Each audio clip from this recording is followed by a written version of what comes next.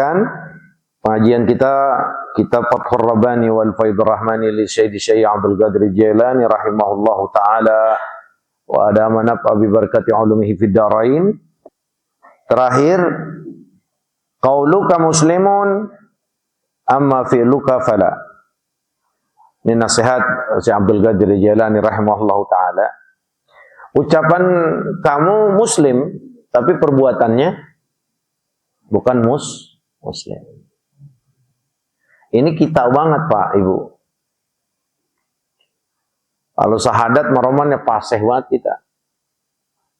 Tapi perbuatan kita jauh dari makna syahadat tersebut. Kalau syahadat sering banget sudah. Asyhadu an la ilaha illallah wa asyhadu anna Muhammadar Rasulullah. Ucapan doa. Nggak sampai ke perbuatan. Maka kita banget apa yang disampaikan Syekh Abdul Qadir Jailani, lisan kau muslim, perbuatannya fala, enggak nyata. Mananya la ilaha illallahnya mah fasih banget, tapi perbuatannya tidak. Wa muqtada syahadatain ay muqtada la ilaha illallah, bahwa inti dari dua kalimat syahadat, yang pertama adalah kesaksian tidak ada Tuhan kecuali Allah, bahwa kita ya nggak boleh tunduk kecuali kepada Allah, nggak boleh bersandar kecuali kepada Allah. Kita harus menerima dan nggak boleh pernah komplain terhadap ketentuan Allah. Dan nggak boleh kita meyakini sedikit pun bahwa di sana itu ada Tuhan yang sayang, yang ngasih rizki dan yang lainnya. Itulah inti dari kesaksian tidak ada Tuhan kecuali Allah. Nah maka kenapa saya sampaikan ini kita banget. Iyalah perbuatan kita hampir nggak sesuai dengan prinsip la ilaha illallah dalam keseharian. Kerja kita, koneksi kita, hubungan kita dengan orang-orang, ini yang selalu kita yakini bahwa saya bisa sampai seperti ini, bisa memiliki ini, bisa memiliki jabatan seperti ini, bisa-bisa. Ya karena dekat dengan ini, dekat dengan ini, dekat dengan fulan, dekat dengan A, dekat dengan B. Ini keluar Pak dari prinsip la ilaha illallah.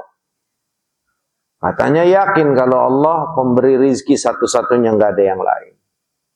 Katanya yakin kalau hanya Allah satu-satunya pemberi kemudahan, tidak ada yang lain.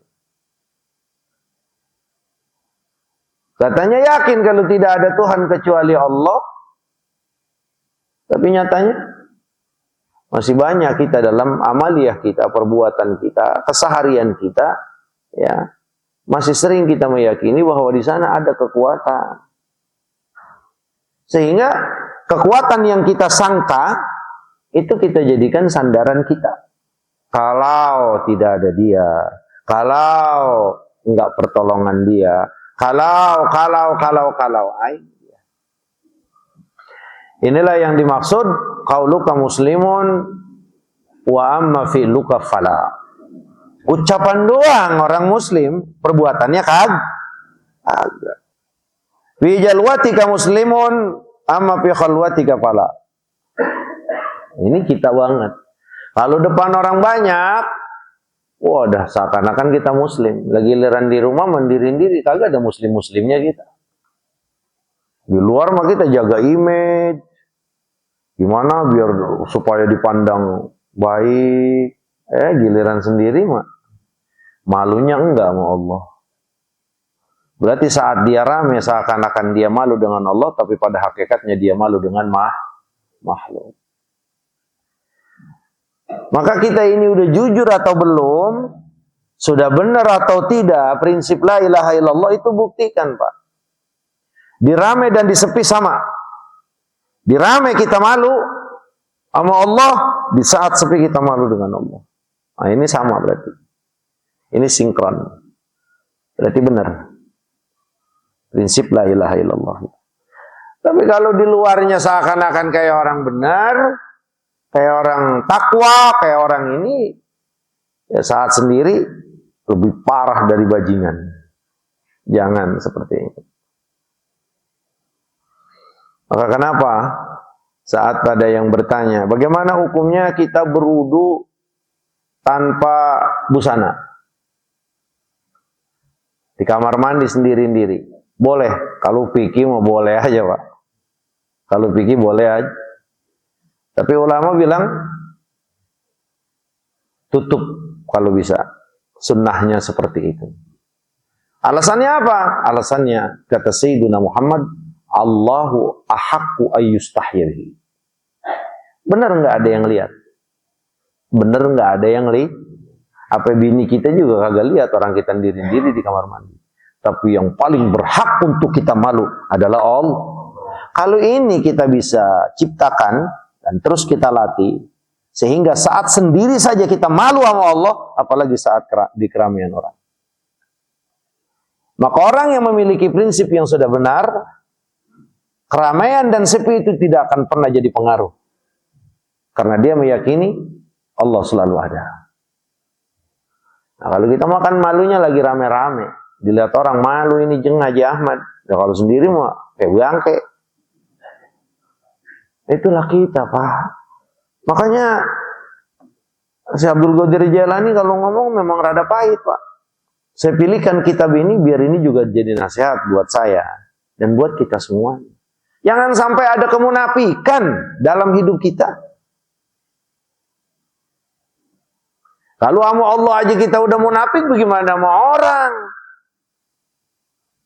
Jangan kau hianati Allah, jangan kau hianati Rasul, maka kau akan hianat terhadap amanat yang Allah berikan, yang diberikan kepada kita. Rame kamu muslim tapi giliran khalwati kafala, giliran sendiri agak muslim.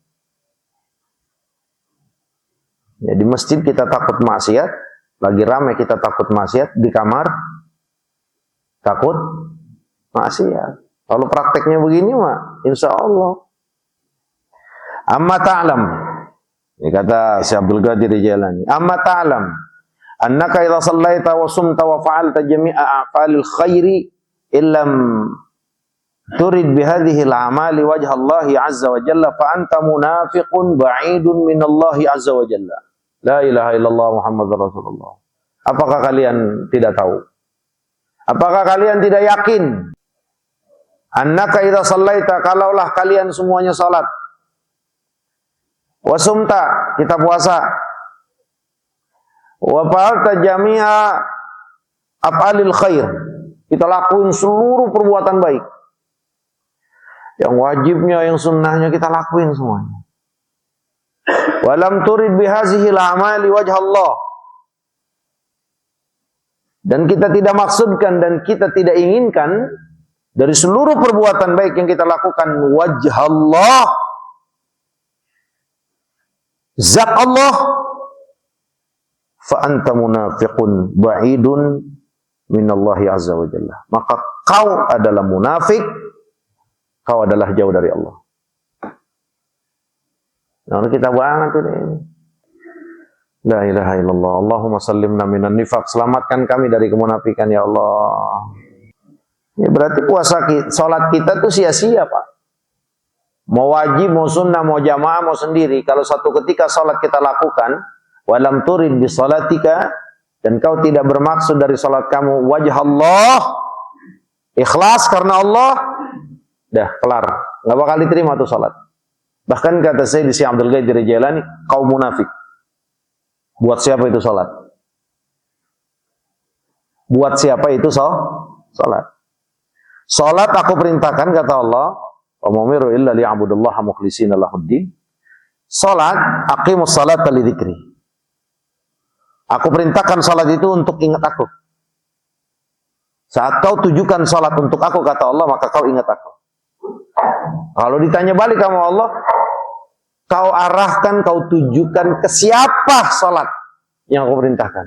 Allah, Allah, Allah. Apalagi sih karena ujub, karena ria, ingin dipandang orang. Ini punya tujuan lain dunia. Pengen badan rasanya enteng kalau sholat. Kalau itu ada di ibadah kita, Pak, sholat atau yang lainnya, ada sedikit saja tujuan kita daripada pahala dunia, itu termasuk ghayra wajhillah. Itu termasuk bukan ikhlas. Lah, ini permintaan Allah, Pak. Bener dia nggak ria, nggak ingin dipandang orang. Nauzubillahi sombong, nauzubillahi ujub. Nggak ada. Pengen dibilang husu pengen dibilang apa Tapi memang kita punya tujuan bahwa sholat ini ya saya lakuin ya biar paling tidak badan saya sehat. Ini kan kembali manfaat kepada kita cuman ya, yang terkait dengan pahala dunia. Nah ini pun ghayra wajhillah. Berarti yang Allah inginkan sholat yang kita lakukan hanya untuk Allah, untuk meraih ridho Allah. Titik, nggak ada yang lain.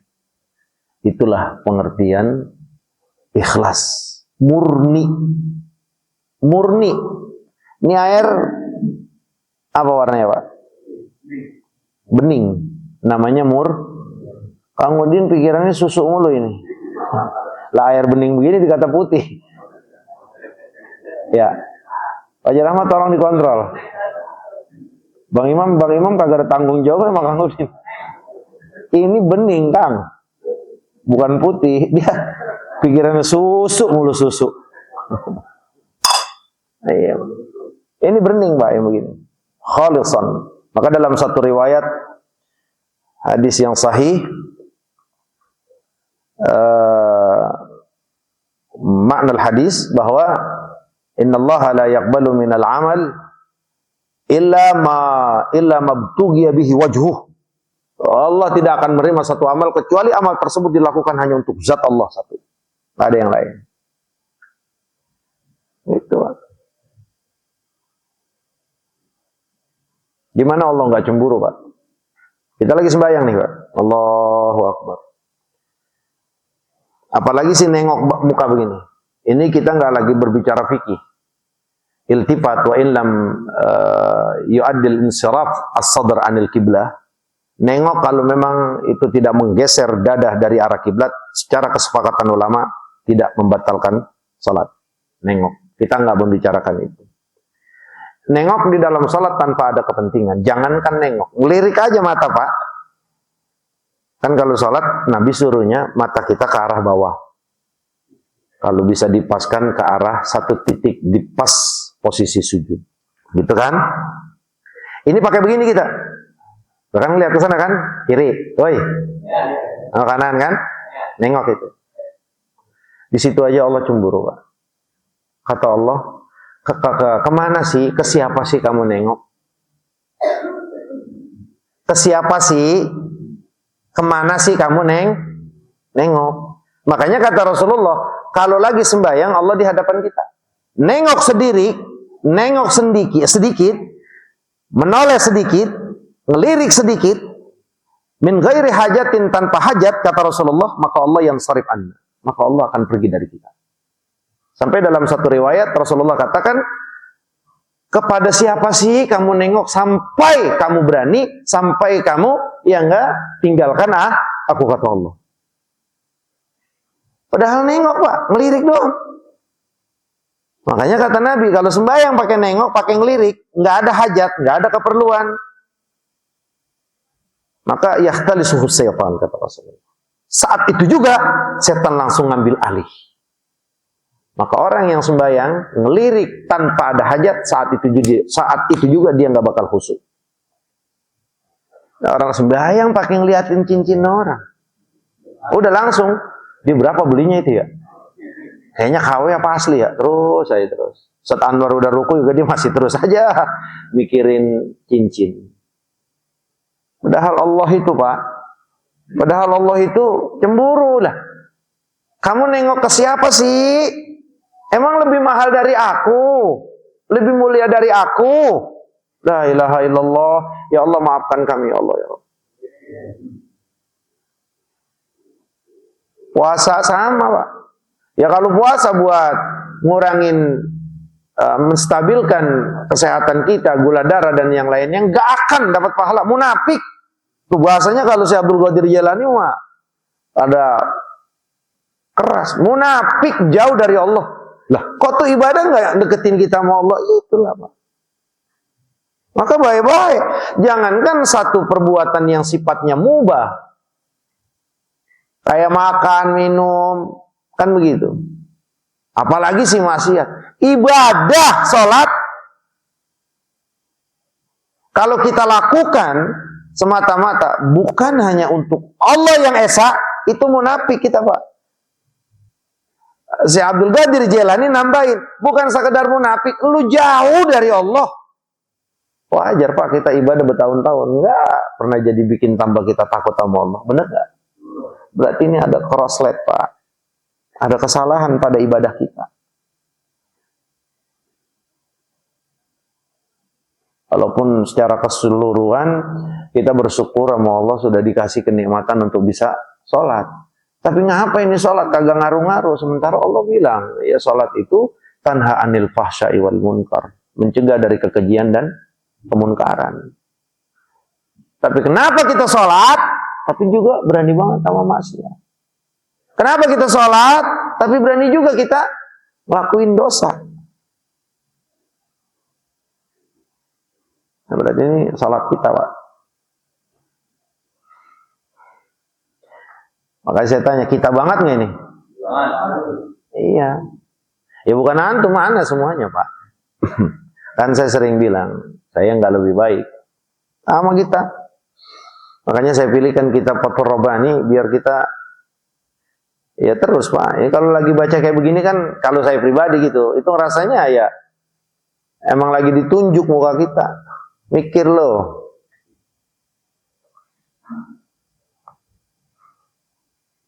Puasa kita, seluruh perbuatan kita. Makanya ini yang perlu kita perhatikan Pak.